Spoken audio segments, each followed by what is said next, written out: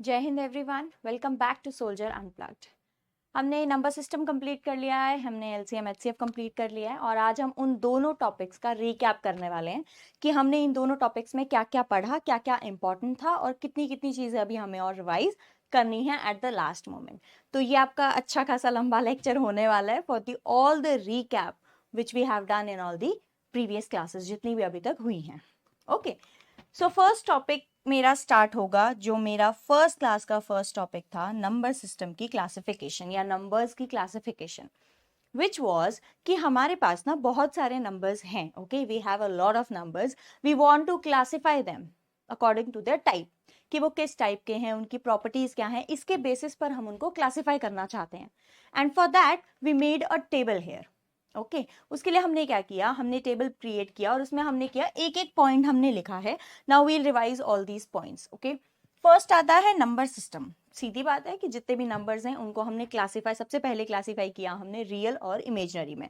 Now what are real numbers and what are imaginary numbers, जब हम इसकी proper definition, आपको याद होगा मैंने अच्छा खासा वो लिखा हुआ था कि इमेजनरी यूनिट वैल्यू होती है, वो कुछ नहीं, हमने सीधा ये करना है, रियल नंबर्स वो होते हैं जो नंबर लाइन पर रिप्रेजेंट किए जा सकते हैं और इमेजिनरी नंबर्स वो होते हैं जो नंबर लाइन पर रिप्रेजेंट नहीं किए जा सकते। The numbers which cannot be represented in number line are known as imaginary numbers and the numbers which can be represented on the number line are called as real numbers.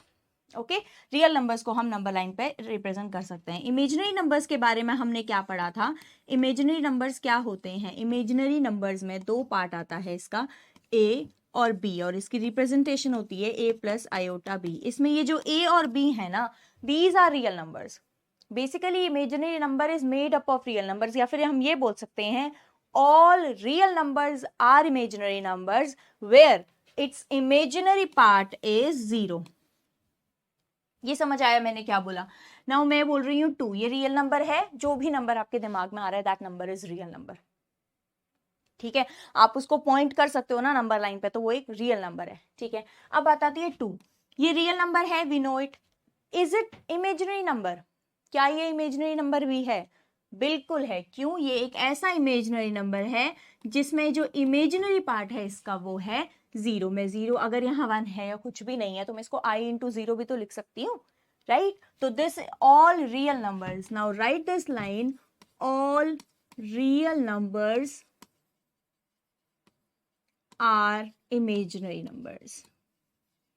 आज की class में हम कोई questions नहीं कर रहे हैं solve, it's just theory and concept. Questions हम बहुत बहुत ज्यादा प्रैक्टिस हम ऑलरेडी कर चुके हैं, एक टॉपिक के बाद हमने 3-4 क्वेश्चन हर टॉपिक से रिलेटेड किए हैं, तो इस टॉपिक में सिर्फ कंसेप्ट का रिकैप्चुलेशन होगा। ठीक है, okay, all real numbers are imaginary numbers. क्या ये वाइस वर्सा ट्रू है that all imaginary numbers are real numbers? No, it is not true, because 2 + 3 iota ये एक रियल नंबर नहीं है। Now what is iota? ये जो आयोटा आयोटा बोला जा रहा है, what is iota? Iota is value, iota की जो वैल्यू होती है वो रूट ऑफ -1 होती है। बचपन में पढ़ते थे ना कि रूट के अंदर नेगेटिव का साइन नहीं आता, negative signs come does not come under the square root. But अब ये हमने गलत प्रूव कर दिया है कि रूट के अंदर नेगेटिव का साइन आ सकता है, लेकिन जब रूट के अंदर नेगेटिव का साइन आएगा वो नंबर हम आयोटा बोलेंगे और उस नंबर, पूरे नंबर को हम बोलेंगे इमेजिनरी नंबर। जैसे लेट्स टेक एन एग्जांपल, मैं मान लो आपको ले रही हूं √3। क्या ये रियल नंबर है? No, it is not an real number, it's an imaginary number. तो इसको लिखेंगे कैसे? इसको लिखेंगे, देखो मैं इसको ये लिख सकती हूँ, है ना, √3 इंटू रूट ऑफ -1। इसकी वैल्यू क्या है? आयोटा, तो ये क्या आ गया सॉरी, ये आ गया √3 आयोटा। ये बात आती है real numbers and imaginary numbers की, ये बेसिक डेफिनेशन है। यही इतना इंपॉर्टेंट है हमारे लिए जानना कि इमेजिनरी नंबर्स क्या होते हैं, उनकी रिप्रेजेंटेशन कैसे होती है, रियल नंबर्स क्या होते हैं, क्या सारे रियल नंबर्स इमेजिनरी नंबर्स होते हैं या क्या सारे इमेजिनरी नंबर्स रियल नंबर होते हैं। ये कंसेप्ट आ गया इतने तक का। ठीक है, अब बढ़ते हैं आगे। अब जो रियल नंबर्स की हमने बात की, रियल नंबर तो ये भी है, ये भी है, ये भी है, ये भी है, ये सारे रियल नंबर्स हैं ना, right?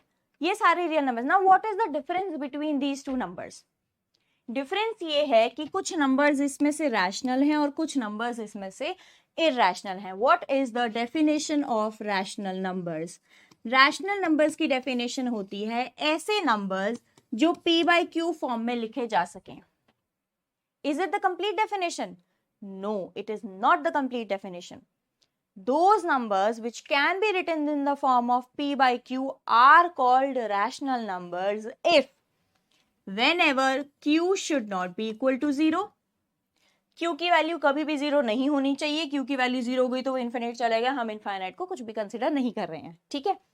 Next is that GCD of p and q is equal to 1, यानी p और q के बीच में 1 के अलावा कुछ भी कॉमन नहीं होना चाहिए. जैसे हम बोल रहे हैं 13 और 15 हो सकते हैं तो हम उसको इरैशनल बोल रहे हैं. समझ आया? ये हमारी प्रॉपर रैशनल नंबर की डेफिनेशन है. रैशनल नंबर का डेसिमल एक्सपेंशन कैसे होता है? हमेशा रैशनल नंबर के 2 ही डेसिमल एक्सपेंशन हो सकते हैं. क्या क्या? अब क्योंकि आप ये सब कुछ पढ़ चुके हैं तो जैसे जैसे मैं बोल रही हूँ वैसे वैसे आपके आंसर्स उधर से आने चाहिए, बिकॉज ऑलरेडी आपके डाउट सारे क्लियर हो चुके हैं, आपकी प्रैक्टिस शीट सारी सॉल्व हो चुकी हैं, जो भी आपका कंसेप्ट था वो ऑलरेडी क्लियर हो चुका है. नाउ जो भी मैं यहाँ पे क्वेश्चंस पूछ रही हूँ, I know you can not reply at this time, but जब भी आप इस वीडियो को देख रहे हैं you will reply by your own. ठीक है. ओके. रैशनल नंबर्स कौन से नंबर्स होते हैं? रैशनल नंबर की जो हम डेसिमल एक्सपेंशन की बात कर रहे हैं, अब हमने डेसिमल एक्सपेंशन में 2 पढ़ी थी rational numbers. What are the decimal expansion of rational numbers? पहली होती है टर्मिनेटिंग, यानी खत्म हो जाने वाली.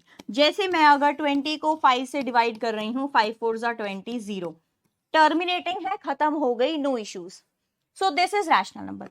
दूसरी आती है नॉन टर्मिनेटिंग, खत्म नहीं हो रही लेकिन रिकरिंग हो रही है, रिपीट हो रही है. जैसे इसका एग्जाम्पल है 0.0101010101. ये खत्म कभी नहीं हो रही है लेकिन ये रिपीट जरूर हो रही है, एक पैटर्न जरूर फॉलो हो रहा है.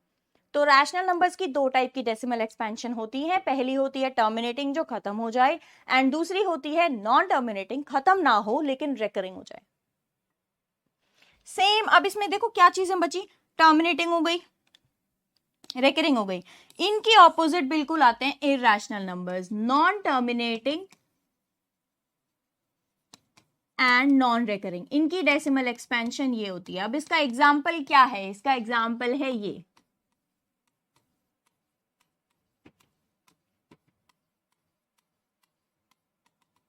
कभी खत्म नहीं हो रहे, कभी रिपीट भी नहीं हो रहा. अभी जरूरी नहीं है कि ऐसे ही हो रहा है. ठीक है, ये ऐसे भी हो सकता है. 0 1 2 3 4 9 8 7 6 4 9 3 2, जो भी है, रिपीट कभी नहीं हो रहा. रिपीट का मतलब ये नहीं है कि एक नंबर रिपीट नहीं हो रहा. अब यार गिन के 10 ही नंबर है, 9 ही नंबर है ना, 0 से 9 के बीच में आएंगे तो वही नंबर, पर वो रिपीट नहीं हो रहे एक पैटर्न के बाद की 0 2 2 0 2 0 2 0 2 0 2 0. ऐसा नहीं बन रहा, कोई एक पर्टिकुलर पैटर्न नहीं बन रहा है, रैंडमली कोई भी नंबर्स आ रहे हैं. This is the definition of rational and irrational number. तो रैशनल नंबर के बारे में हमने क्या पढ़ा? Those numbers which can be represented in the p by q form are called as rational numbers, where q should not be equal to 0 and the GCD of p and q should equal to be 1. Decimal expansion of rational number. Decimal expansion क्या होते हैं? Decimal expansion of rational numbers are non-terminating, recurring या फिर terminating. Irrational numbers की जब हम बात करते हैं तो उनकी जो डेसिमल एक्सपेंशन है वो कैसे होगी? Always non terminating and non recurring. Is it clear? अब ये सब कुछ समझ आ गया. अब बात आती है रैशनल नंबर्स. रैशनल नंबर भी तो 2 टाइप. अच्छा, मैंने आप लोगों को बताया था √3 इरैशनल. ये काफी बच्चों का उस टाइम पे डाउट भी आया था कि मैम √3 इरैशनल कैसे है. मैंने आपको एक क्वेश्चन कराया था √3 और √4 वाला, अगर आपको याद हो. √4 रैशनल आ गया था बट √3 इरैशनल आ गया था. अब क्योंकि मैं आपको स्क्वायर रूट निकालना बता चुकी हूँ, ओके, प्रीवियस क्लासेस में मैंने आपको स्क्वायर रूट निकालना बता दिया है. Now what you have to do is find the square root. Basically यही तो है ये, find the square root of 3 and prove it yourself. क्योंकि स्क्वायर रूट निकालना अब आपको आता है, उसमें आपको कोई इशू नहीं आने वाला है.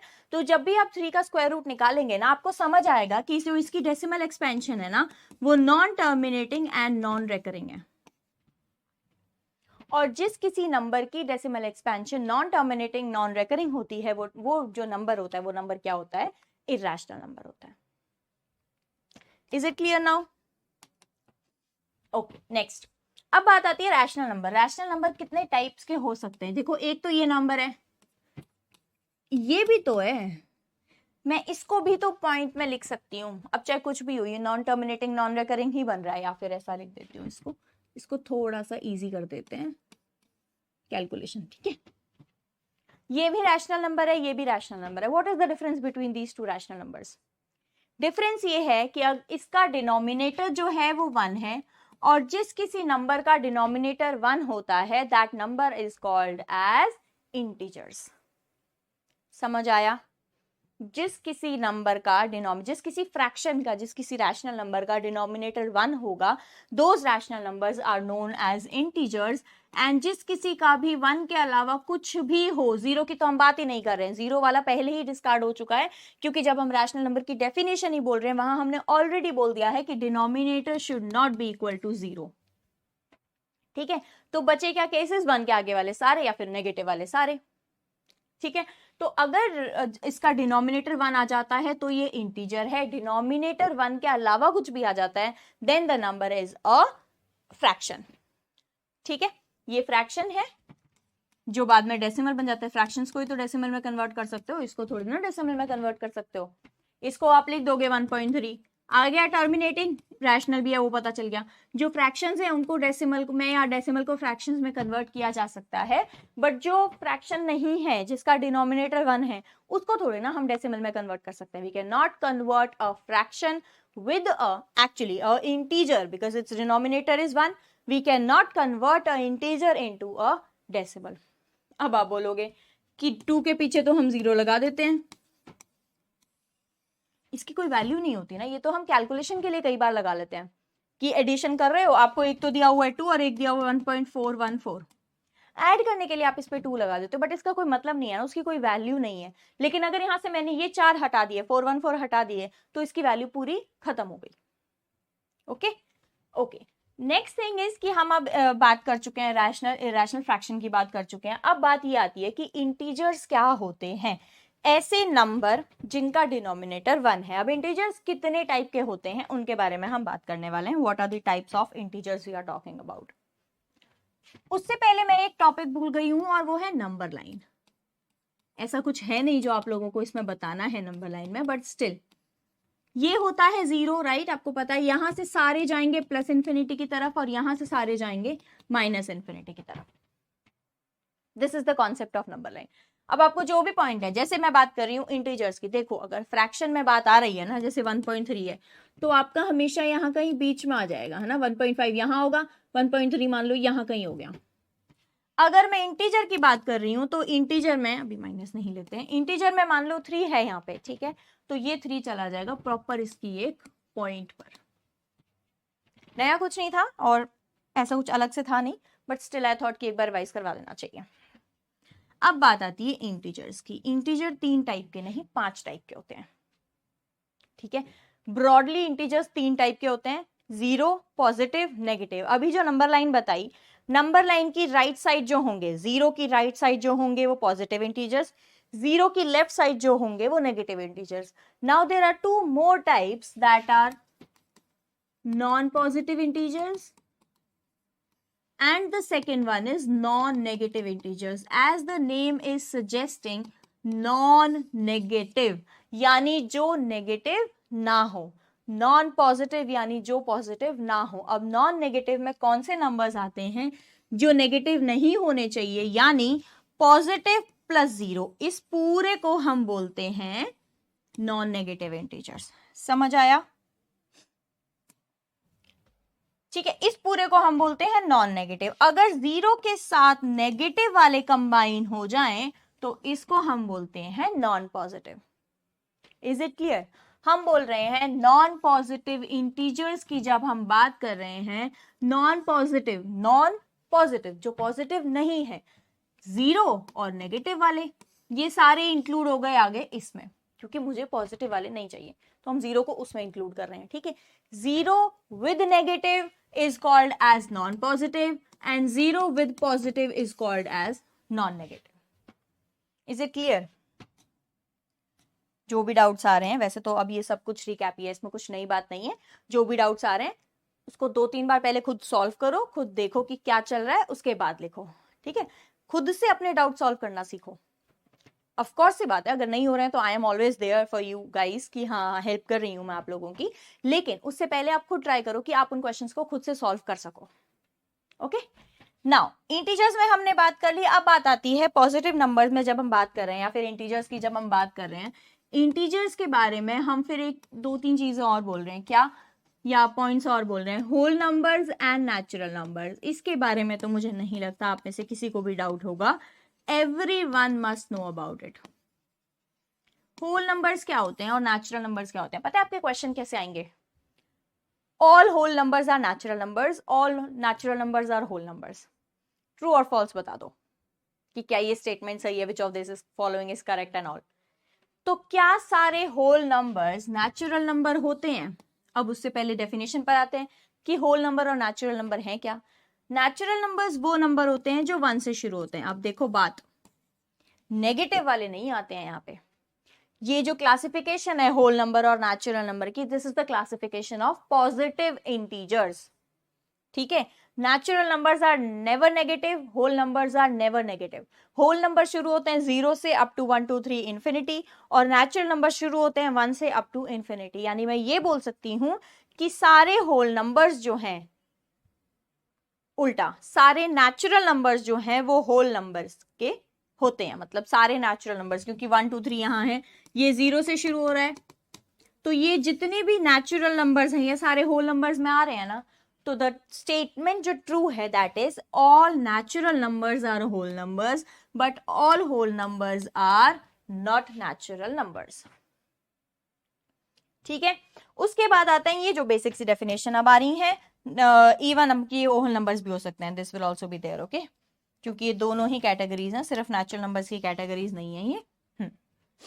इवन नंबर्स होते हैं जो 2 से डिविजिबल हो जाएं, ऑड नंबर होते हैं जो 2 से डिविजिबल ना हो, 3 5 7 9। प्राइम नंबर होते हैं, प्राइम नंबर के बारे में हम ऑलरेडी बात कर चुके हैं, वो नंबर्स जिनके फैक्टर सिर्फ 1 हो और वो खुद नंबर हो। जैसे कि हम बात कर रहे हैं 13, इसको कौन कौन डिवाइड कर सकता है? इसको 1 और 13, सिर्फ यही दोनों नंबर डिवाइड कर सकते हैं। अगर इन दो नंबरों के अलावा, कौन से दो? 1 and the number itself, if there is any other digit which divides our given number, then the number is not a prime number, it is a composite number। यानी कि अगर किसी नंबर के पास इन दो फैक्टर्स के अलावा कोई और फैक्टर बन जाए तो वो जो नंबर होगा वो कंपोजिट नंबर्स होंगे। जैसे आप 2 ले लो, बहुत अच्छी बात है जिसने भी यहाँ पे बोल दिया है कि 2 इज अ प्राइम नंबर। चलो 4 लेते हैं, 4 के पास क्या बने? 1 2 4। ये और ये तक तो ठीक था, बट ये जैसे ही आ गया ना, इसने इसको कॉम्पोजिट बना दिया। अब कुछ प्रॉपर्टीज हमने पढ़ी थी, अगर आप सबको याद हो, क्या क्या पढ़ी थी कि 2 क्या है? 2 is the only even number which is prime, ठीक है? 3 जो है वो सबसे स्मॉलेस्ट ऑड नंबर है जो प्राइम है। इसके बाद हमने बात की थी 1 की। What is 1? Is it prime और is it composite? 1 is neither prime nor composite number, ना तो प्राइम होता है ना कॉम्पोजिट होता है, ठीक है? इसके बारे में तो ये चीजें हमने पढ़ी थी। फिर उसके बाद हमने एक ट्विन प्राइम भी पढ़ा था, जैसा कि नेम सजेस्ट कर रहा है, ट्विन प्राइम नंबर्स, दो नंबर्स जो आपस में हो, जैसे ये वाला और जैसे हम ले 11 13 13 15, ये ट्विन प्राइम नंबर्स हैं, डिफरेंस दो हो आपस में उचल, ठीक है? ये चीज डेफिनेशन हम ऑलरेडी पढ़ चुके हैं। सो ये बेसिकली नंबर सिस्टम, ये बेसिकली पूरा नंबर सिस्टम है। अच्छा, इस चीज में हमने एक और चीज पढ़ी थी कि प्राइम नंबर चेक कैसे कर सकते हैं, कि कोई भी नंबर प्राइम होता है या नहीं। How to check whether a number is a prime और नॉट, इसका मेथड है ये, जो हमने बहुत अच्छे से किया था और उसके बारे में हमने क्वेश्चंस भी किए थे, ठीक है? कैसे चेक करते हैं कि कोई भी नंबर जो मुझे दिया हुआ है वो प्राइम है या नहीं? उसके लिए हम क्या करते हैं, सबसे पहला स्टेप हमारा था, उस नंबर का ले लेते हैं स्क्वायर रूट। मैं नंबर ले लेती हूँ 136, ओके? उस नंबर का ले लेते हैं स्क्वायर रूट। इसके सबसे पास वाला देखो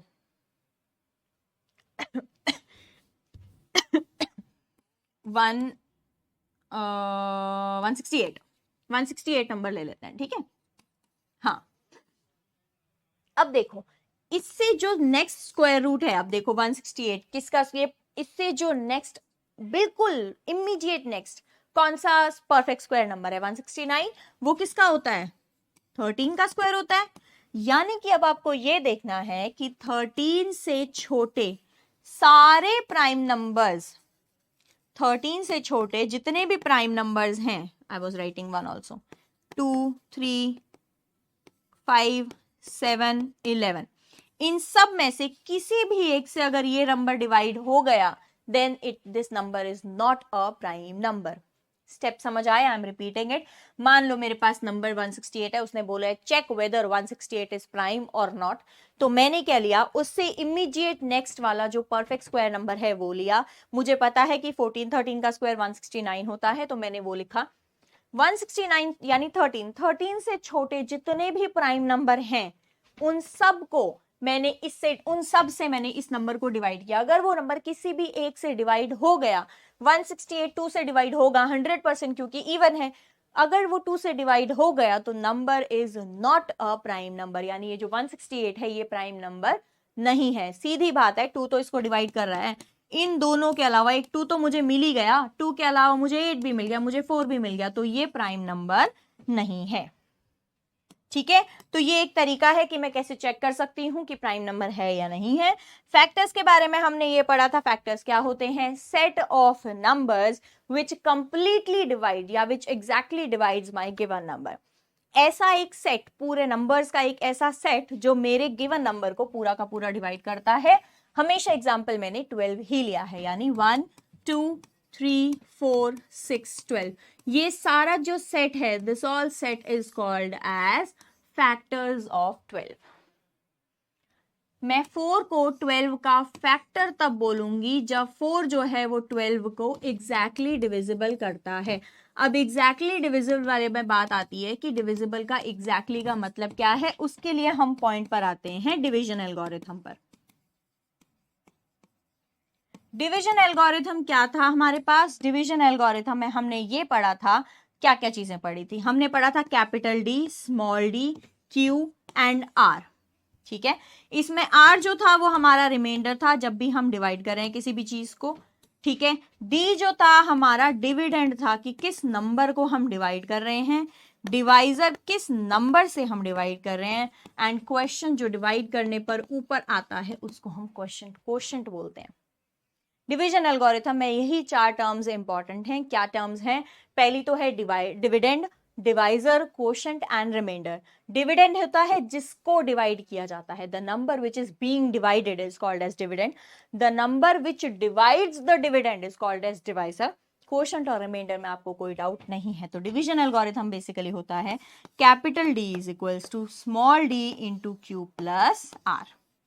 आर के बारे में हमने और पढ़ा था कि r should be less than d and greater than 0, यानी ये जो रिमाइंडर है वो कभी भी इन एनी केस इससे बड़ा नहीं आ सकता है। सोचो अगर इससे बड़ा आ जाएगा तो व्हाट विल हैपन, कि देखो ये है, मान लो मैं डिवाइड नहीं करती, हम इसको डिवाइड करते कब है, जब ये नंबर 4 से बड़ा होता है, तभी तो करेंगे हम 5 को डिवाइड, है ना। अगर ये नंबर 3 है तो आप सीधा बोल देंगे कि 3 रिमाइंडर है मेरे पास। ठीक है, तो ये वाली जो कंडीशन है कि ये जो है नंबर जो रिमाइंडर है वो हमेशा डिविडेंड से, डिवाइजर से छोटा होना चाहिए, क्योंकि अगर डिवाइजर से छोटा नहीं है दैट मीन्स कि आपकी अभी डिवीजन जो है वो कंप्लीट नहीं हुई है। Every language which I am using today, जो भी चीजें लैंग्वेज में यूज कर रही हूँ, I have already used in my previous classes. ठीक है, ये सब कुछ हम ऑलरेडी प्रीवियस क्लासेस में कर चुके हैं, ये जस्ट रिकैप चल रहा है तो इसलिए स्पीड काफी तेज है। फैक्टर्स के बारे में हमने पढ़ा था, फैक्टर्स के बारे में हमने टोटल नंबर ऑफ फैक्टर्स पढ़ा था, ऑड इवन पढ़ा था, प्रॉपर, ये सब कुछ हम पढ़ चुके हैं। इंटरचेंज दिस, ओके, इसको आप इंटरचेंज कर लीजिए। अब ये बताते हैं चल कैसे रहा। फैक्टर्स की जब भी हम बात कर रहे हैं, मान लो मैंने कोई नंबर लिया,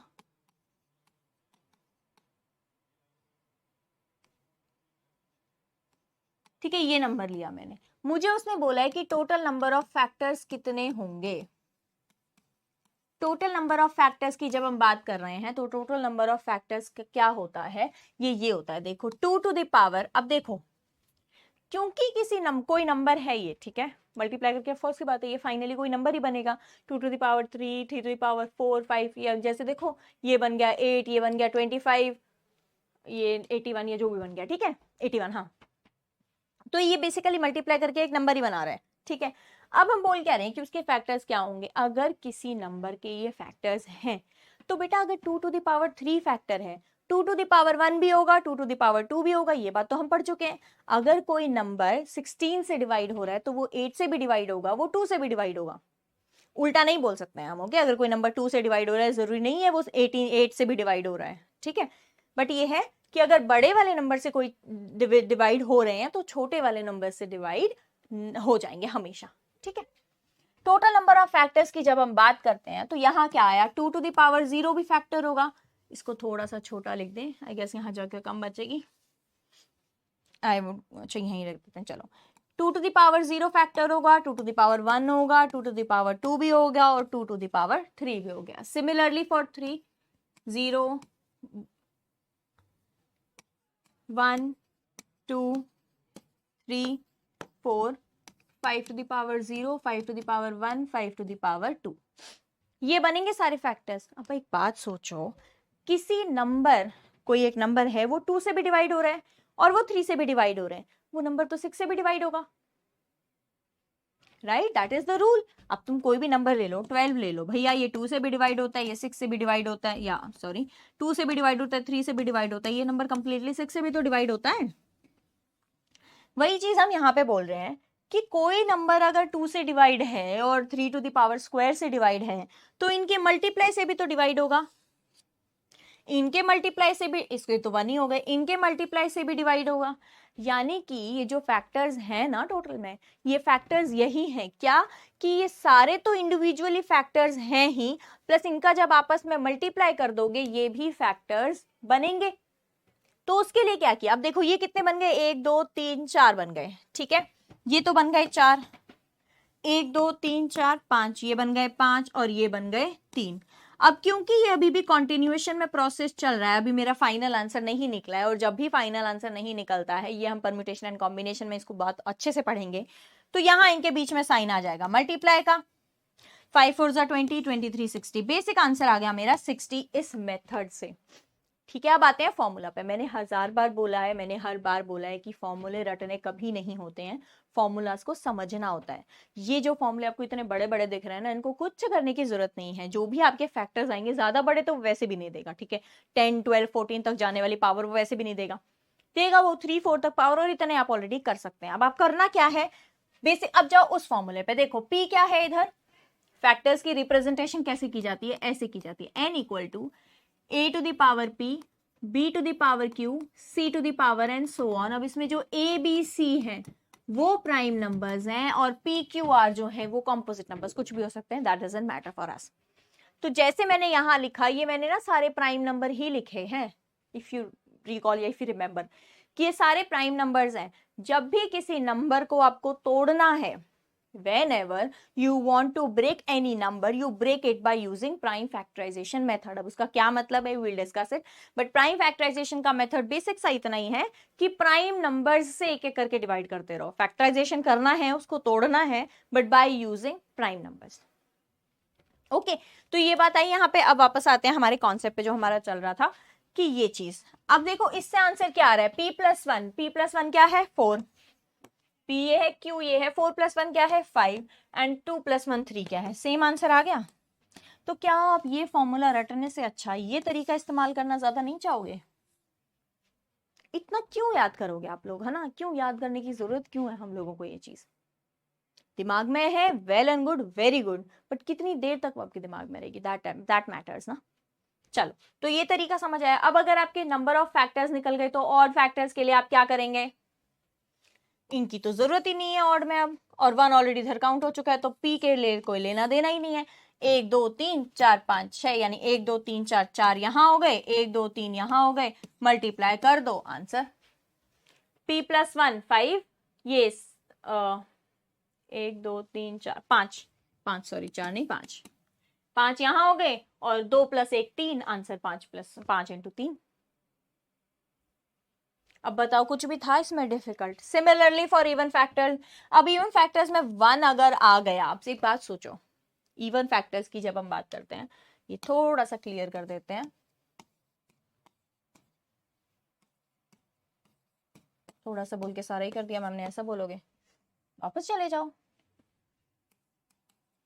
हमारे पास तो ऑप्शन है,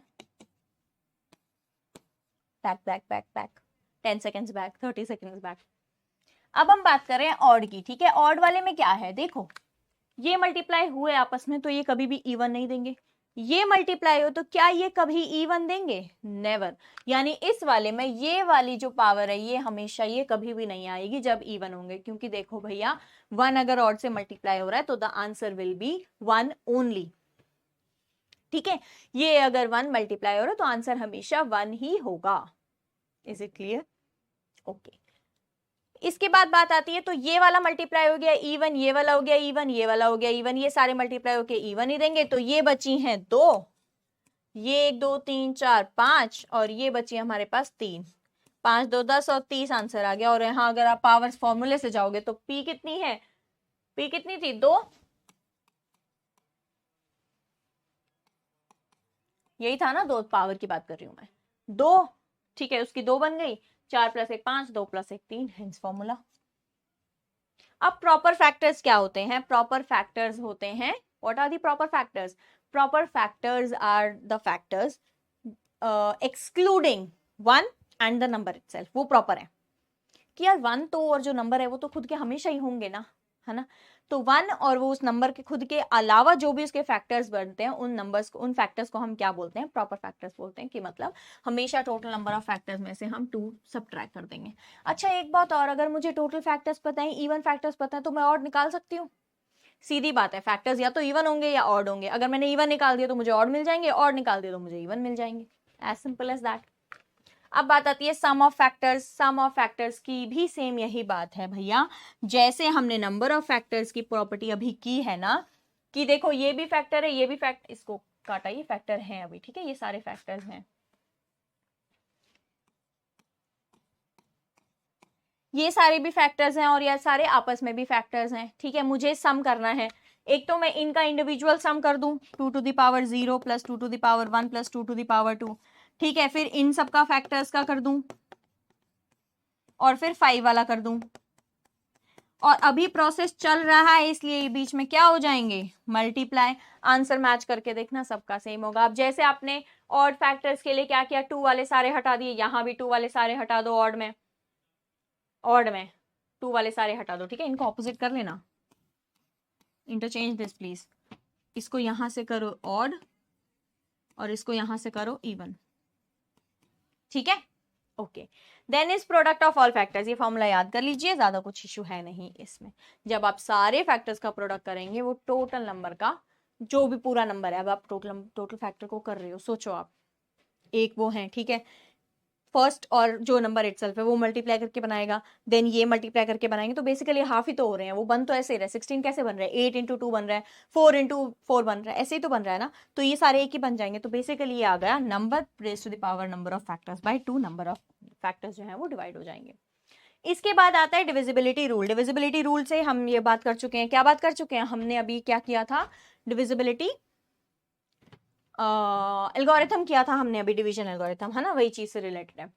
जब भी मुझे चेक करनी है ये चीजें कि कोई भी नंबर 2 से डिविजिबल कब हो रहा है, 3 से डिविजिबल हो रहा है, ये बेसिकली एक टेबल है आप लोगों के लिए, जो आप, जैसे हमने क्लासेस में प्रॉपर अलग अलग स्लाइड पे अलग अलग पेजेस पर किया है, ये पूरी एक टेबल है जिससे आप प्रॉपरली बता सकते हैं कि क्या क्या चीजें कैसे पॉसिबल हो सकती हैं। कि अगर कोई भी नंबर 2 से डिविजिबल होगा उसके लिए क्या होना चाहिए, उसके लिए लास्ट के डिजिट 2 0 2 4 6 8 ये होने चाहिए, 3 से डिविजिबल में सम होना चाहिए, 4 से डिविजिबल लास्ट 2 डिजिट्स। अब इनका इनका और इनका देखो, ये है 2 टू द पावर 1, ये है 2 टू द पावर 2 और ये है 2 टू द पावर 3।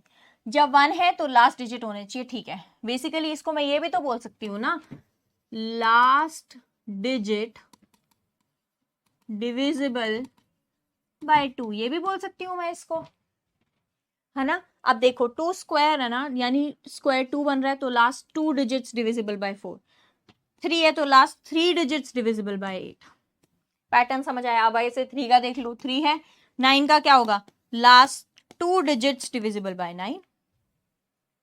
दूसरा तरीका भी है उसका, बट अगर आप ये भूल गए हो तो आप इसी पैटर्न से चल सकते हो। चलो, तो हमने बात कर ली 2 की हो गई, 3 की हो गई, 4 की हो गई, 5 में लास्ट 0 या 5 हो सकता है, 6 में। अब जैसे हमने मल्टीपल्स वाली बात की थी, जब हम बोल रहे हैं 6 ले लो, 12 ले लो, 8 या 8 तो छोड़ो, 14 ले लो, तो उसमें आप क्या करोगे? 6 में कैसे हो गए? 3 और 2 दोनों प्राइम को ले लो नंबर को साथ में, ठीक है। इसमें अब आप 4 और 3 लोगे, ठीक है।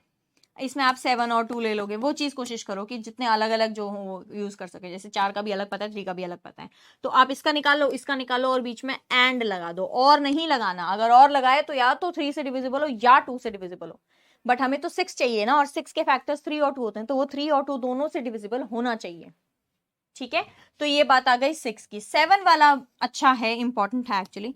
7 वाले में क्या करना होता है? ऐसे है 4 3 2, मैं स्टेप वाइज रिपीट करा रही हूँ, ठीक है।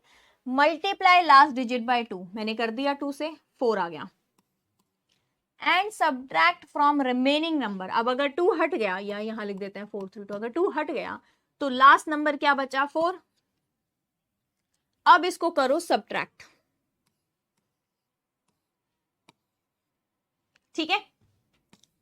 अब क्या करोगे? लास्ट नंबर दोबारा लो, ले लिया हमने, दोबारा करते रहो। अब ये 9 2 सा क्या बन गया? 18 बच गया। 3 और 18 ये तो सब्ट्रैक्ट हो नहीं सकते, तो रिमाइंडर क्या बच गया मेरे पास? 3। अब बेसिकली बात ये आई, अब ये 3 बच गया ना, यहाँ बचा था 39, ठीक है। 9 को 2 से किया, 18 किया, बट 18 तो बड़ा आ गया ना, तो हेंस कैंसिल, तो रिमाइंडर मेरे पास क्या आ गया? 3, यानी ये करेक्टली डिविजिबल नहीं है। समझ आ गया? बिल्कुल, बहुत अच्छे समझ आ गया, क्योंकि पहले भी समझ आ चुका था। 8 में बात कर चुके, 9 में बात कर चुके, sum of all digits is divisible by 9, sum of all digits is divisible by 3, ठीक है।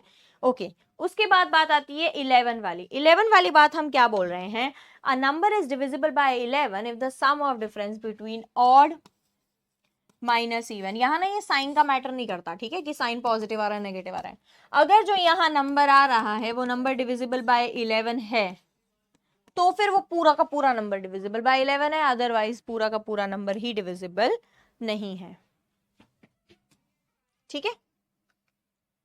यूनिट डिजिट, अब बात आई यूनिट डिजिट की। हमने नंबर सिस्टम का पूरा कंसेप्ट किया, ये प्रॉपर ब्रॉड टॉपिक्स जो है ना उसके बारे में डिस्कशन चल रहा है, कि जैसे अब फैक्टर एक बहुत इंपॉर्टेंट टॉपिक है, डिविजिबिलिटी रूल एक बहुत इंपॉर्टेंट टॉपिक है, यूनिट डिजिट, रिमाइंडर, ये सब कुछ जो है जिनके में से क्वेश्चन 100% आना है। वैसे नंबर सिस्टम की जो हमारे पास वैल्यू है या जो वेटेज है वो एरिथमेटिक में सबसे ज्यादा है, यही कंसेप्शन सबसे ज्यादा इंपॉर्टेंट है, तो इनका रिकैप होना बहुत ज्यादा जरूरी था। बाकी वाले टॉपिक्स जो हैं वो छोटे छोटे चलते रहेंगे, टाइम टू टाइम उनका रिकैप या उनकी रिकैप वाली क्लास बनती रहेगी, but this was the most important topic, कि नंबर सिस्टम और एलसीएफ कंप्लीट होने के बाद मैंने भी रिकैप करवा दिया है आपका, ठीक है। सब कुछ समरी प्रॉपर, अब आपके पास क्या है? प्रॉपर समरी है आपके पास, कि क्या क्या चीजें इंपॉर्टेंट है और क्या क्या चीजें हम पे ज्यादा फोकस देनी है, ओके। नेक्स्ट आता है यूनिट डिजिट। यूनिट डिजिट में हमने क्या बोला था? यूनिट डिजिट में हमने ये बोला था कि भैया अगर उसने 10 डिजिट के नंबर दे दिए और पूछ लिया इनको मल्टीप्लाई करके बताओ कि जो इनका आंसर आएगा उसके लास्ट डिजिट में वैल्यू क्या होगी या उसके लास्ट डिजिट क्या होगा, इसके लिए हम वो 10 डिजिट वाले जो नंबर हैं वो मल्टीप्लाई तो करेंगे नहीं, है ना, इतनी मल्टीप्लीकेशन नहीं आती हमको। तो उसके लिए हमने एक दूसरा तरीका ढूंढा कि भाई अगर हमें लास्ट नंबर पता है ना किन्हीं भी नंबर्स का, तो हम उनका ना मल्टीप्लाई करके या ऐड करके हम बता सकते हैं सिर्फ लास्ट नंबर को, कि उस पूरे मल्टीप्लिकेशन का, उस 10-20 डिजिट मल्टीप्लिकेशन का लास्ट डिजिट क्या होगा। क्वेश्चन हमेशा लास्ट डिजिट का ही आता है, या फिर लास्ट 2 डिजिट्स का भी आ जाता है, वो हम बात करेंगे अभी आगे, ठीक है। तो यूनिट डिजिट के लिए हमने क्या किया? यूनिट डिजिट के लिए हमने कुछ कुछ बेसिकली यही तो नंबर हैं, देखो 0, यूनिट डिजिट में नंबर अगर आ भी सकते हैं तो क्या क्या आ सकते हैं? 0 1 2 3 4 5 6, वाह 6 बोल दिया और 7 लिखा, 7 8 और 9, ये है ना। इन सब का एक एक प्रॉपर पैटर्न है, और वो सिर्फ इतना है, देखो रटने की जरूरत अब भी नहीं है, तुम्हारे पर है कि तुम क्या कर रहे हो, मल्टीप्लाई करके। अब देखो तुम्हें बोल दिया कि 1 की पावर, बेसिकली ये निकल कहां से रहे, 1 की पावर 3, 1 की पावर 4, सब में 1 आ रहा है ना, ठीक है। अब ये कहां से आया? साइक्लिसिटी, अच्छा छोड़ो अभी पहले यहाँ आते हैं। 0 की पावर चाहे कुछ भी ले लो, ऑलवेज आंसर विल बी 0, 1 की पावर कुछ भी ले लो, always unit digit will be 0. 5 की पावर कुछ भी ले लो और 6 की पावर कुछ भी ले लो, the unit digits will always be same, 0 1 5 6. ठीक है, बेसिक याद करना है आपको. ये याद भी क्या करना है, 2 to the power 1, 2 to the power 2, 3 और 4. 1 की क्या होती है लास्ट, 2, 4, 8, 6. ये बन रहा है. अब एक बार 2 to the power 5 का लो, वापस से 2 आता है. सेम यही चीज, इसको इसी को बोला जा रहा है साइक्लिसिटी. व्हाट इज साइक्लिसिटी, कि कितने पैटर्न, कितनी साइकिल के बाद वो अपने आप को रिपीट कर ले रहा है. कि 4 की साइकिल एक बन रही है, उस 4 की साइकिल के बाद वो 4 4 4 बाद में रिपीट होते रहेंगे. तो इनमें यूनिट डिजिट निकालने का सबसे पहला स्टेप होता है डिवाइड द पावर बाय 4. अगर मतलब रिमाइंडर आएगा, क्या क्या रिमाइंडर आ सकता है, 0 1 2 या 3, उनमें से जो भी रिमाइंडर आएगा वो हमारे पास लास्ट डिजिट हो जाएगी. 2 to the power 3 आ रहा है तो लास्ट डिजिट मेरी 8 हो जाएगी. उस पूरे 20 25 15 जितने, 15 नहीं 20 25 50 कितने भी नंबर का है, उसमें लास्ट डिजिट 15 का भी है, वो मैं बड़ा बोलना चाहती थी. तो ये बन गया हमारे पास. ठीक है, तो ये आ गया साइक्लिसिटी 2 का. 4 की पावर ऑड और 4 की पावर इवन, इसके बारे में भी हमने क्या बोला, सीधी बात है कि भैया देखो 4 की पावर 1, 4 की पावर 2, 4 की पावर 3, 4 की पावर 1 4 होता है, 6 होता है, दोबारा से ये 4 आ जाता है 64 में. And similarly for 9. यही है यूनिट डिजिट का कॉन्सेप्ट. कंफ्यूज आप सिर्फ वैसे ही हो जाते हैं, कंफ्यूज होने का कोई मुद्दा ही नहीं बैठता इधर, बिकॉज इस चीज के अलावा यूनिट डिजिट में से और कहीं कुछ बनता ही नहीं है. Actually this is the only topic. इससे क्वेश्चन जरूर बनता है लेकिन आपके एग्जाम में. ठीक है, ये इंपॉर्टेंट टॉपिक है आप लोगों का. ये फॉर्मूले याद करने वाले हैं एक्चुअली. ये नहीं बोल रही थी मैं याद करने वाले नहीं है. अगर सम नेचुरल नंबर्स दिए हुए हैं तो नेचुरल नंबर्स का सम n + 1/2 होता है, ये आप प्रॉपर याद कर सकते हैं, इसमें कोई ऐसा इशू नहीं है. ठीक है, अब देखो नंबर सिस्टम HCF में से ऐसी चीजें कितनी हो गई हैं जो आपको याद रखनी है. बेसिकली याद रखने का मतलब ये नहीं है कि हाँ, अब देखो ना सीधी बात है, आप अभी 20 क्वेश्चन, आपको एटलीस्ट इसकी 5 8 या 10 कुछ क्लासेस हुई हैं, है ना. आपको हर शीट में 10 मिल रहे हैं, 100 क्वेश्चंस तो आपके यही हो गए हैं. ठीक है, उसके अलावा 100 150 क्वेश्चन मैंने क्लास में करवाए, क्योंकि हर क्लास में मैंने 10 क्वेश्चन कराए हैं. ठीक है, 10 भी नहीं कराए तो 5 तो कम से कम कराए हैं. 150 क्वेश्चन आपके पास हैं सिर्फ नंबर सिस्टम के. और ऐसा भी नहीं है सेम टाइप के, सब डिफरेंट टाइप के हैं, कहीं कहीं से उठा रखे हैं. ठीक है, कोई आपकी पीवाईक्यू से हैं, कहीं कौन सी अच्छी लेवल वाली बुक से हैं, तो वो अलग अलग जगह से उठा के एक संग्रह बनाया हुआ है, कलेक्शन. वो कलेक्शन आपको कंप्लीट करना है. आपका मेन मोटिव होना चाहिए लेक्चर कंप्लीट करना, and second main motive should be your complete your all PYQs.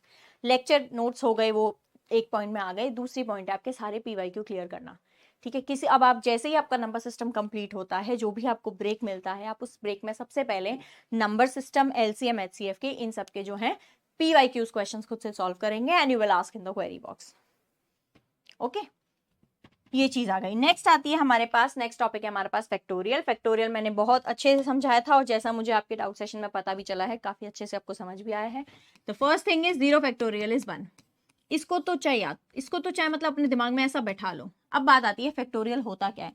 Factorial को रिप्रेजेंट ऐसे करते हैं, और ये मैं अगर 2 फैक्टोरियल लिख रही हूँ तो बेसिकली मतलब होता है कि जो नंबर है और उससे छोटे जितने भी नंबर है, मैं अगर 5 फैक्टोरियल लिख रही हूँ तो जो नंबर है वो और उससे छोटे जितने भी नंबर हैं उन सब का मल्टीप्लीकेशन इज एक्चुअली फैक्टोरियल.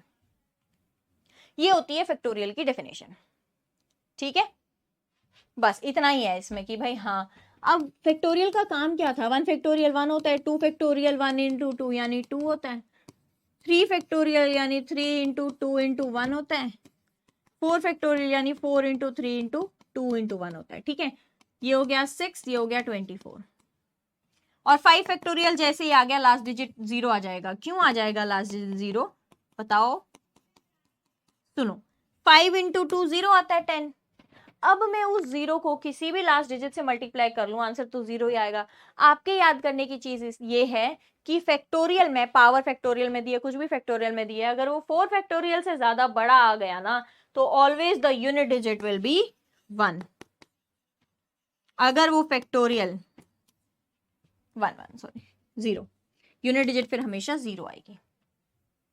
ठीक है, कि अगर कभी भी फैक्टोरियल जो भी आ रहा है फैक्टोरियल वो 4 फैक्टोरियल से बड़ा है तो वो फैक्टोरियल का आंसर हमेशा, जो आंसर का मतलब लास्ट डिजिट, जो लास्ट डिजिट आएगी वो हमेशा 0 आएगी। ठीक है, इस टाइप के बहुत सारे अच्छे अच्छे क्वेश्चन सॉल्व किए थे हमने। नंबर ऑफ जीरोज और greatest integer, number of zeros वही वाली बात की मैंने कि अगर कहीं भी 5 और 2 मल्टीप्लाई होंगे तो उतने ही नंबर ऑफ जीरोज बन जाएंगे। अगर मान लो किसी की प्राइम फैक्टराइजेशन में ये बन रहा है, ठीक है, तो जितनी बार भी दोनों 2 और 5 आने चाहिए, ठीक है, दोनों के दोनों 2 और 5 आने चाहिए, यानी 2 आ सकता है 3 बार, 5 भी आ सकता है 3 बार, एक 2 लास्ट में बच जाएगा, बट इसमें जीरोस कितने बनेंगे? 0। इसके लिए हमने ग्रेटेस्ट इंटीजर भी बनाया था। ग्रेटेस्ट इंटीजर का क्या होता है, जैसे अगर ये है 3.14 तो इसका ग्रेटेस्ट इंटीजर हो जाता है 3। ग्रेटेस्ट इंटीजर, ठीक है, जो इंटीजर है बेसिकली इंटीजर की जो वैल्यू है, अगर ये 3.9 भी होता ना तो भी यार ग्रेटेस्ट इंटीजर विल बी 3। इसमें कोई राउंडिंग ऑफ नहीं करनी है आप लोगों को, ठीक है। 3.9 मतलब 3.9 ही है, उसका जो इंटीजर वाला पार्ट है उसको अलग करके ग्रेटेस्ट इंटीजर में रख दो, और उसका जो फ्रैक्शन वाला पार्ट है वो 0.9। अब ग्रेटेस्ट इंटीजर का काम क्या था, जब भी हमें डिवीजन निकालना था, क्या क्या निकालना था हमको, जब हमें लास्ट 2 डिजिट्स निकालने थे या फिर ये देखना था कि जीरोस कितने बन रहे हैं, ठीक है, तो हम उसके लिए क्या निकालते थे, हम उसके लिए ना ग्रेटेस्ट इंटीजर निकालते थे। जैसे 200 है, ठीक है, 200 क्या बनेगा, 2 to the power 5 into 4, 5 4 से 20 into 10, यही बन रहा है। तो ये बन गया 2 1 यहाँ और 2 2 यहाँ, तो 2 to the power 3, 1 5 यहाँ, 5 to the power 2, जो मैंने लिखा था वो एक्चुअली 200 था। हाँ, तो ये बन गया 200। अब बेसिकली ग्रेटेस्ट इंटीजर कैसे निकाला जाता है, ग्रेटेस्ट इंटीजर निकाला जाता है ऐसे,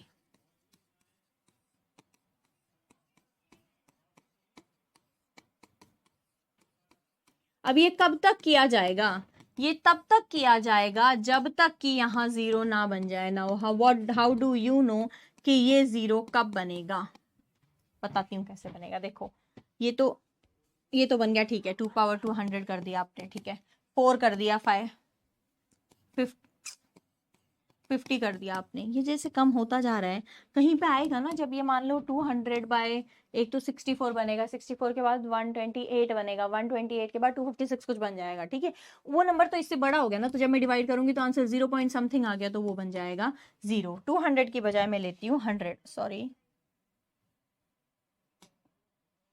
200 की बजाय मैं लेती हूँ 100, ठीक है। तो 100 को मुझे लास्ट 2 जीरोस निकालने, ये हुआ प्लस 100 बाय 2 स्क्वायर हो गया, प्लस 100 बाय 2 क्यूब हो गया, plus 100 by 2 to the power 4 हो गया, plus 100 by 2 to the power 5, plus 100 by 2 to the power 6, 32 64 आगे 128 आ जाएगा।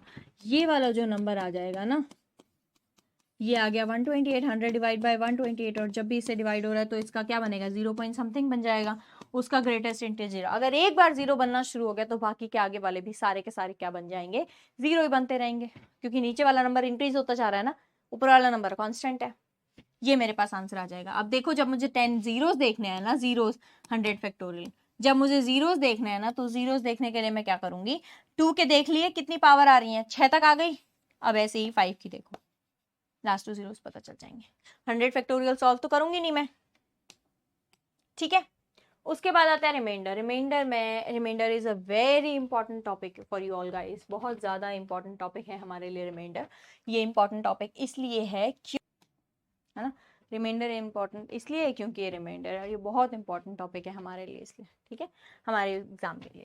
अब बात आती है रिमाइंडर में, 2 चीजें हमने पढ़ी थी, पॉजिटिव रिमाइंडर और नेगेटिव रिमाइंडर। पॉजिटिव रिमाइंडर जैसे मान लो 13/7 है, इसका एक रिमाइंडर बनेगा 6, एक रिमाइंडर बनेगा -1। कैसे 6 बन रहा है और कैसे -1 बन रहा है, देखो जब मैं 13 को 7 से डिवाइड कर रही हूँ ना, तो 7 0 नहीं 1, 7 1 जा 7 और बचा 6, ये तो आ गया रिमाइंडर। तो दैट इज एब्सोल्युटली क्लियर कि ये कैसे आ रहा है, ठीक है। ये कैसे आ रहा है, देखो क्या है, मैं अगर 13 में एक नंबर ऐड कर देती हूं तो वो हो जाएगा।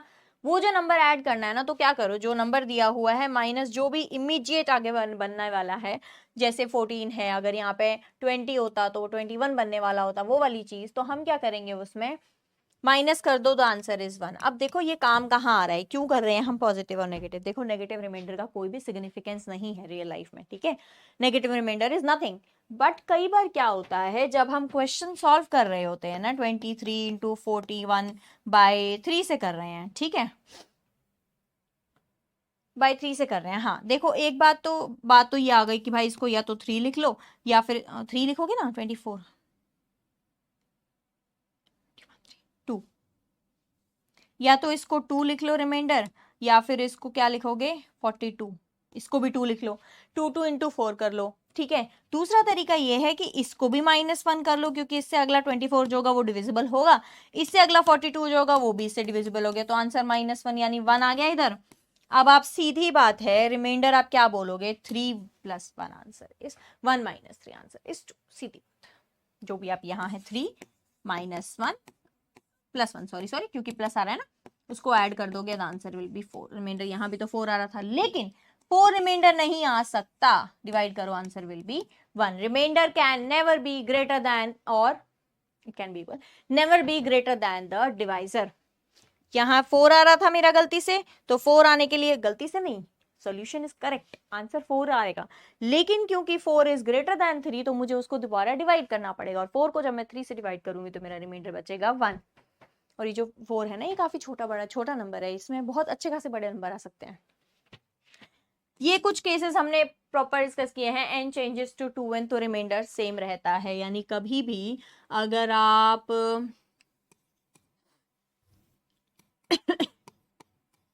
ठीक है 24/7 करो, आंसर विल बी 4 5, ठीक है।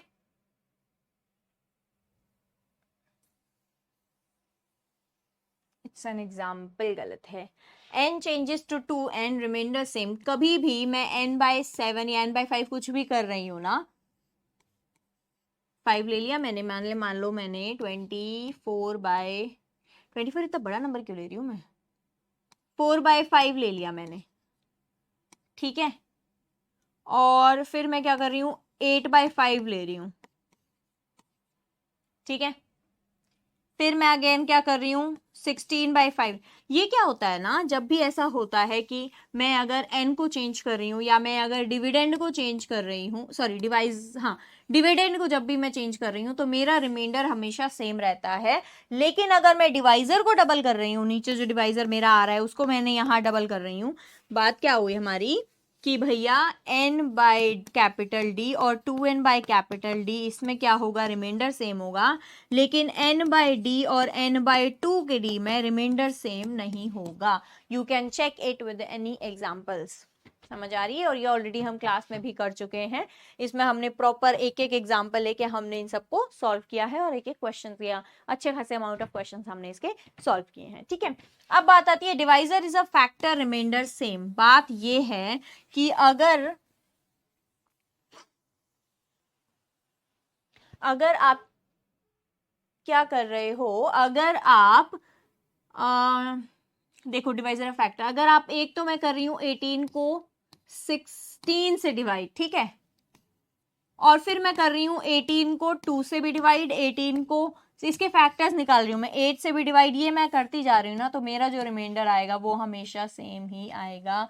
आप इस एग्जाम्पल को लेके कर सकते हैं। ये जो 4 प्रॉपर्टीज हैं हमारी, बेसिकली यही हमारे लिए ज़्यादा इम्पॉर्टेंट है कि मैं जब n को 2n में चेंज कर रही हूँ तो मेरे पास रिमाइंडर सेम आ रहा है, डिवाइजर डबल कर रही हूँ तो रिमाइंडर सेम नहीं आएगा। डिवाइजर अगर फैक्टर है तो रिमाइंडर सेम, बट डिवाइजर अगर मल्टीपल है तो remainder not same. Clear? Absolutely clear. अब बात आती है केसेस, इसमें ना जब भी अब आप कुछ भी नहीं देखेंगे, इसको आप सीधा ये करेंगे, n की वैल्यू आप एक बार ले लीजिए, पेन जब पेन चले तब ले लीजिएगा, बिना पेन चलाए मत चलाइएगा, नहीं तो आपको दिखेगा नहीं। आप एक बार n की वैल्यू 1 ले लीजिए, एक 2 ले लीजिए, 3 ले लीजिए, 4 ले लीजिए, ठीक है, ABC कुछ भी ले लीजिए, इट डजेंट मैटर। अब अगर आप n की वैल्यू 1 ले रहे हैं तो बेटा a + b upon a + b, ये तो डिविजिबल हो ही रहा है ना, ऑड वाले में हो ही रहा है। जब आप n की वैल्यू 2 ले रहे हैं, a² + b² bye a + b, क्या ये ट्रू है? यानी ये मेरे पास फॉल्स हो गया, ये मेरे पास ट्रू हो गया, हमेशा हो रहा है, ठीक है।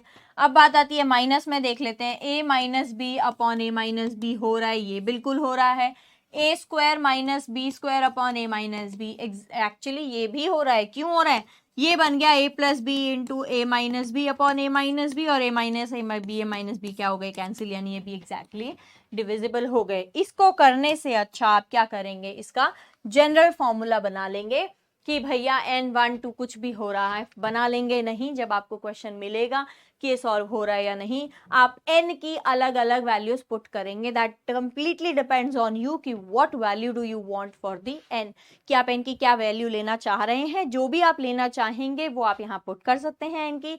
एक बार इवन ले लीजिए, एक बार ऑड ले लीजिए। शुरुआत हम 1 2 से ही करते हैं, क्योंकि स्क्वायर, अगर स्क्वायर क्यूब करना फिर भी आसान रहता है ना, 5 7 8 से। ठीक है, अब आता है आइलर 5 फंक्शन। 5 फंक्शन क्या होता है, जब हमें फैक्टर्स का इशू होता है ना, तो हम क्या करते हैं, जब हम फैक्टर्स निकालते होते हैं ना, तो हम ये करते हैं, फाई निकालते हैं, जैसे किसी भी नंबर का। फाई ऑफ n क्या होता है, no listen to it very carefully. Phi of 1 क्या होता है, पहले तो कर लो multiply n, 1 minus 1 by p, 1 minus 1 by q and so on. अब ये p और q क्या है, ये p और q मेरे पास उसके फैक्टर्स हैं। ये फैक्टर्स समझ आ रहे हैं हम क्या बोल रहे हैं, जैसे हम ये बोल रहे हैं, what are you trying to say, हम बोल रहे हैं 12 आप नंबर ले लो, 2 इंटू 2 टू द पावर, हाँ 2 टू द पावर 2 इंटू 3। यही चीज हम ये बोल रहे हैं कि क्या करो भाई, n को करो, जैसे अगर मैं 5 ऑफ 7 निकालना चाहती हूँ तो इसके फैक्टर्स 1 और 7 भी बनेंगे, तो 7 इंटू 1 माइनस 1 बाय 7, यही बन रहा है। 1 तो ऑलरेडी है, 1 माइनस 1 0 हो जाएगा, तो 1 को तो इंक्लूड करना नहीं है, तो ये क्या बन गया, 7 इंटू 6 बाय 7, यानी 7 7 कैंसिल, आंसर आ गया 6, यानी 5 ऑफ 7 इज इक्वल टू 6। वही चीज यहाँ करनी है। ठीक है, जो नंबर है प्लस उसके जो भी फैक्टर्स बन रहे हैं वो सारे कर दिए हमने। जैसे 1 माइनस 1 बाई 2 बन रहा है एक, और एक बन रहा है 1 माइनस 1 बाई 3, प्राइम जो भी नंबर्स हैं। ठीक है, तो यहाँ क्या आ गया, 12 आ गया, यहाँ आ गया 12, 2 माइ 1 बाई 2, 3 माइनस 1 बाई 3 क्या बन गया, 2 बाई 3, आंसर मेरे पास आ गया 4। समझ आया, कोई डाउट? ऑफ कोर्स नहीं होगा। ये मेरे पास 5 ऑफ 12 4 आ गया, 5 ऑफ 7 प्राइम नंबर। अब आप एक बात सोचो, प्राइम नंबर का जब भी आप 5 फंक्शन निकालोगे प्राइम नंबर का, what will be your answer? जब भी आप प्राइम नंबर की आइलर फंक्शन निकाल रहे हो वो ऑलवेज n-1 आएगा। यानी कि कहने का तात्पर्य यह है कि जब भी आप कोई प्राइम नंबर ले रहे हो ना, 3 ले रहे हो, 7 ले रहे हो, कोई भी प्राइम नंबर ले रहे हो, उसका 5 हमेशा n-1, यानी जो प्राइम में -1 आएगा। वो क्यों आएगा, एक बात सोचो, हो क्या रहा है, 7 हो रहा है, 1 माइनस 1 बाय 7, यही फैक्टर्स बनेंगे, और यहाँ क्या हो रहा है 6, ये 7 तो कैंसिल हो जाएगा, आंसर n-1 ही तो आ रहा है। बेसिकली ये हो रहा है ना, n/1 माइनस 1 बाय n ही तो हो रहा है। मैं जब करूंगी तो ये n-1 bye n, n cancel, तो 5 ऑफ n हमेशा क्या बन गया, n-1 if my n is prime number. अब एक केस है, केस तो क्या ही है, कुछ भी नहीं है एक्चुअली। अगर ऐसा होता है, ये चीज देखो, n और p बेसिकली हो रहा है ऐसा कुछ नंबर आ रहा है। ठीक है, हम क्या बोल रहे हैं कि n और p होने चाहिए आपस में प्राइम नंबर, यानी इनके कॉमन में सिर्फ एक ही नंबर होना चाहिए, एंड दैट इज 1। ये दोनों तो होने चाहिए प्राइम नंबर, और ये जो q है ना वो आना चाहिए 5 ऑफ p। यानी बेसिकली मैं बोलना चाह रही हूं ये है 23 बाय 7 6। बताओ इसका यूनिट डिजिट क्या होगा?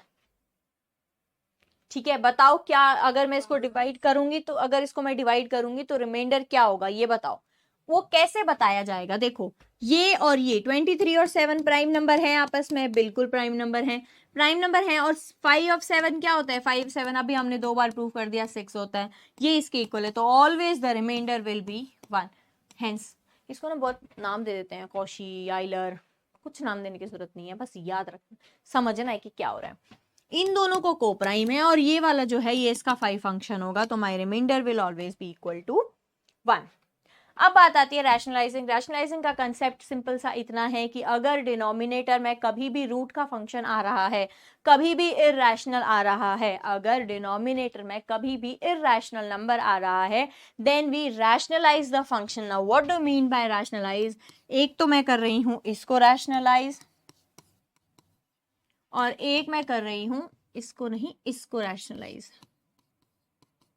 सबसे पहली कंडीशन, डिनोमिनेटर में no square root in the denominator, no irrational number in the denominator. अगर कभी भी डिनोमिनेटर में इरैशनल नंबर बन रहा है तो you will always, what will you do? You will always rationalise it. अब रैशनलाइज में हम यूज करते हैं उसका कॉन्जुगेट। ठीक है, कॉन्जुगेट ना बेसिकली साइन चेंज करने वाला काम होता है। जैसे अगर यहाँ प्लस है तो माइनस हो जाएगा, माइनस है तो प्लस हो जाएगा। यहाँ तो कुछ भी नहीं है, तो इसको हम सीधा रैशनलाइज करेंगे इसी नंबर से। बेसिकली ये तो 1 ही है, मैं 1 ही को मल्टीप्लाई कर रही हूँ, उससे तो कोई फर्क पड़ता नहीं है, 1 ही को लिख रही हूँ मैं ऐसे। तो ये बन गया √3/3। ऐसे नहीं लिखा जाएगा, ऐसे लिखा जाएगा। सिमिलरली फॉर इट, अगर यहाँ प्लस है तो ये बन जाएगा √5 minus √2 upon √5 plus √2 multiplied by √5 minus 2। और क्योंकि हमने बहुत बहुत बहुत बहुत सारी आइडेंटिटीज करी हुई है हर चीज के बारे में, तो ये बन जाएगा √5 minus √2, sorry a plus b a minus b 5 minus 2 यानी 3, a square minus B square, ये बन गया √5, नीचे बन गया 3। दिस इज द आंसर, और इसका मतलब होता है रैशनलाइज। अब हमने बहुत सारी आइडेंटिटीज पढ़ी थी, a plus b whole square, a minus b whole cube, सारी आइडेंटिटीज आपको नोट्स में प्रोवाइडेड हैं। उन नोट्स से बार बार उनको रिवाइज करते रहिएगा, ठीक है, दैट इज इंपॉर्टेंट। यही चीज दिख रहा है उटपटांग सा, है ना? कितना उटपटांग बड़ा बड़ा सा दिख रहा है ना? क्या इससे डरने की जरूरत है? बिल्कुल भी नहीं है, क्योंकि ये वो सब चीजें हैं जो आप ऑलरेडी प्रूव कर चुके हैं। ये सब वो चीजें हैं आपने प्रूव की हैं और खुद से प्रूव की हैं, ठीक है? इसमें मेरा कोई काम ही नहीं है, इसमें मेरा ये काम है, ये मैंने आपको प्रॉपरली समझाया था कि अगर आपको x plus 1/x equal to k दिया हुआ है तो आप x माइनस 1/x कैसे निकालेंगे। उसका सिंपल सा तरीका ये है कि भैया x प्लस 1/x का स्क्वायर मैं कर सकती हूँ बोथ द साइड्स, ठीक है? अगर मैंने स्क्वायर कर दिया तो ये बन गया x square plus 1/x square plus 2 equal to k square, यानी x square plus 1/x square की वैल्यू आ गई मेरे पास k स्क्वायर माइनस 2। ये फॉर्मूला भी आपको यहाँ कहीं ना कहीं मिल जाएगा, ठीक है? मुझे निकालना क्या था? x minus 1/x। अब एक बात सोचो, x माइनस 1/x का होल स्क्वायर का क्या फॉर्मूला होता है? x square plus 1/x square minus 2, है ना? इसकी वैल्यू ही तो निकालनी है x minus 1/x whole square की। इसकी वैल्यू मैंने अभी निकाली k स्क्वायर माइनस 2, तो बेसिकली x माइनस 1/x की वैल्यू मेरे पास क्या आ गई? k स्क्वायर माइनस 4 का अंडर रूट, और वो वहीं आई है। क्या इसमें आपको 1% दिक्कत होनी चाहिए? अब नहीं होनी चाहिए। मेन काम था ये चीज, ये जो तो प्रॉपर्टीज है ना, ये इंपॉर्टेंट है, प्लस ये थोड़ी सी टिपिकल इसलिए लगती हैं क्योंकि ये सीधा निकाली नहीं जाती हैं, और अगर आप इसको निकालने की कोशिश भी करेंगे ना तो आप कंफ्यूज हो जाएंगे। नहीं होना है तो ये सोचो 5 कैसे बन रहा है? 3 प्लस 2 से बन रहा है ना। 3 आपको आता है, 2 आपको आता है, एक 3 का फैक्टर लो, एक 2 का फैक्टर लो, यू विल गेट 5 फैक्टर। ये ट्रिक आपको बता दी मैंने। अगर कभी भी आपको x to the power 5 plus या माइनस निकालना है तो एक फैक्टर आपको x स्क्वायर का लेना है, यानी x square plus 1/x square वाला लेना है, एक फैक्टर आपको x क्यूब वाला लेना है। अगर आप एक x स्क्वायर ले रहे हैं तो दूसरा x क्यूब लेना पड़ेगा। अगर आप एक प्लस वाला x स्क्वायर ले रहे हैं तो माइनस वाला x क्यूब लेना पड़ेगा। माइनस वाला x स्क्वायर ले रहे हैं तो प्लस वाला x क्यूब लेना पड़ेगा। समझ आया मैं क्या समझाना चाह रही हूं आपको? ये देखो, एक्स स्क्वायर प्लस वाला लिया है तो एक्स क्यूब माइनस वाला लेना पड़ा है, किसके लिए? माइनस वाला निकालने के लिए, ठीक है? अब आप ये सोच सकते हो जो क्यूब वाला आएगा, ये देखो आपकी ना टेक्निक से याद करने की बात सही है भैया। देखो 5 की पावर बनानी है, 5 की पावर कैसे बनानी है? जब पावर पे पावर होती है तो पावर ऐड हो जाती है, ठीक है? ये होगा प्रॉपर्टी, ठीक है? अब बेसिक हो क्या रहा है, मैं जब इनको ऐड करूंगी ना, इनको मल्टीप्लाई करूंगी तो 3 + 2 5 हो जाएगा ये, और 5 ही चाहिए होता है मेरे को, ठीक है? अब देखो, जब x की पावर माइनस बनाना है तो क्यूब वाला माइनस में है, जब x की पावर प्लस बनाना है तो प्लस वाला, क्यूब वाला प्लस में है। तो बेसिकली क्यूब वाले पर डिपेंड कर रहा है कि कौन सा वाला मैं निकाल रही हूँ, ठीक है? 5 बनाने के लिए एक क्यूब वाला और एक स्क्वायर वाला होना बहुत ज्यादा इंपॉर्टेंट है, बहुत ज्यादा। ओके, ये चीजें हैं। ओके, तो यहाँ तक का हमारा पूरा नंबर सिस्टम हुआ है। ये पूरे नंबर सिस्टम का रिकैप है। ये जो भी स्लाइड्स हैं ये ऑलरेडी आपको मिले हुए हैं, या फिर आपके नोट्स में मिले हुए हैं, या फिर आपकी लेक्चर के दौरान आपको मिले हुए हैं। Nothing is new, nothing is new. एक एक लाइन वो रिपीट हुई है जो आपकी ऑलरेडी क्लासेस में हो चुकी है, बस बात ये है कि वो रिपीट हुई है। ठीक है, आफ्टर 10 क्लासेस कि हाँ हमारा एलसीएम एचसीएफ और नंबर सिस्टम कंप्लीट हो चुका है, we are having a recap class. इस वाली क्लास में अभी मैंने पूरा नंबर सिस्टम करवाया है, अगली वाली क्लास में I will complete LCM and HCF. Okay, so take care, stay safe और बहुत अच्छे से तैयारी करेंगे हम लोग। ओके, जय हिंद।